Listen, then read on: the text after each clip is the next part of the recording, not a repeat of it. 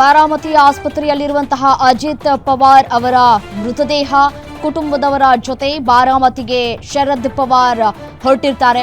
ಅಜಿತ್ ಪವಾರ್ ಸಾವಿನ ಸುದ್ದಿ ಕೇಳಿ ಶರದ್ ಪವಾರ್ಗೆ ಆಘಾತ ಉಂಟಾಗಿದೆ. ಅನಾರೋಗ್ಯದಿಂದ ಶರದ್ ಪವಾರ್ ದಿಢೀರ್ ಮುಂಬೈಗೆ ತೆರಳಿದ್ದಾರೆ. ಬಾರಾಮತಿಗೆ ಹೊರಟಿದ್ರು ಈ ಸಂದರ್ಭದಲ್ಲಿ ಅನ್ನುವಂತಹ ಮಾಹಿತಿ ಸಿಗ್ತಾ ಇದೆ. ಬಟ್ ಆದರೆ ಈ ಅಪಘಾತ ಆಗಿದೆ ಅನ್ನುವಂತಹ ಮಾಹಿತಿಯ ಜೊತೆಗೆ ಅವರು ಸಾವನ್ನಪ್ಪಿದ್ದಾರೆ ಅನ್ನುವಂತಹ ಮಾಹಿತಿ ಸಿಕ್ಕ ಬೆನ್ನಲ್ಲೇ ಇದೀಗ ಅವರನ್ನ ಕುಟುಂಬಸ್ಥರು ಆಸ್ಪತ್ರೆಗೆ ಕರೆದುಕೊಂಡು ಹೋಗ್ತಾ ಇರುವಂತಹ ದೃಶ್ಯವನ್ನು ಗಮನಿಸ್ತಾ ಇದ್ದೀರಿ. ಇಲ್ಲಿ ಬಾರಾಮತಿಗೆ ಅವರು ಆಗಮಿಸಬೇಕಾಗಿತ್ತು, ಆದರೆ ಅವರ ಆರೋಗ್ಯದಲ್ಲಿ ಏರುಪೇರಾದಂತಹ ಹಿನ್ನೆಲೆಯಲ್ಲಿ ಮುಂಬೈಗೆ ಶಿಫ್ಟ್ ಮಾಡುವಂತಹ ಕೆಲಸಗಳು ಆಗ್ತಾ ಇದೆ.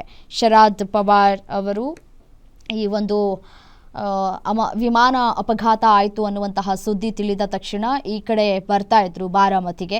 ಬಟ್ ಆದರೆ ಬರೋದಕ್ಕೆ ಸಾಧ್ಯ ಆಗಿಲ್ಲ, ಆರೋಗ್ಯದಲ್ಲಿ ಸಮಸ್ಯೆ ಉಂಟಾಗಿ ಇದೀಗ ಅವರು ಕೂಡ ಮುಂಬೈಗೆ ತೆರಳ್ತಾ ಇದ್ದಾರೆ ಅನ್ನುವಂತಹ ಮಾಹಿತಿ ಸಿಗ್ತಾ ಇದೆ. ಅಜಿತ್ ಪವಾರ್ ವಿಮಾನ ದುರಂತದಲ್ಲಿ ಮೃತಪಟ್ಟಿರುವಂತಹ ವಿಚಾರ ಈಗ ಪ್ರತಿಯೊಬ್ಬರಿಗೂ ಕೂಡ ಹೋಗಿದೆ, ಸುದ್ದಿ ಮುಟ್ಟಿದೆ. ಈ ರೀತಿಯಾದಂತಹ ಸಾವು ನಿಜಕ್ಕೂ ಸಮಂಜಸವಲ್ಲ. ಪ್ರತಿಯೊಬ್ಬರೂ ಕೂಡ ದೇವರಿಗೆ ಹಿಡಿ ಶಾಪವನ್ನು ಕೂಡ ಹಾಕ್ತಾ ಇದ್ದಾರೆ.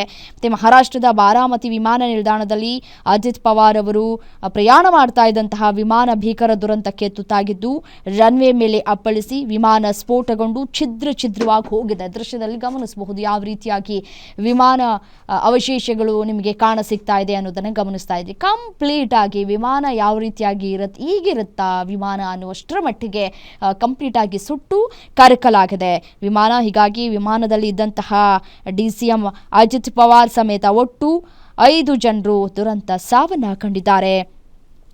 ಅಜಿತ್ ಪವಾರ್ ಪ್ರಯಾಣಿಸ್ತಾ ಇದ್ದಂತಹ ವಿಮಾನ ಹೇಗಿತ್ತು ಅನ್ನೋದನ್ನು ನೀವು ಕೂಡ ಗಮನಿಸ್ತಾ ಇದ್ರಿ. ಎಷ್ಟು ವೇಗದಲ್ಲಿ ವಿಮಾನ ಹಾರುವಂತಹ ಸಾಮರ್ಥ್ಯ ಇತ್ತು,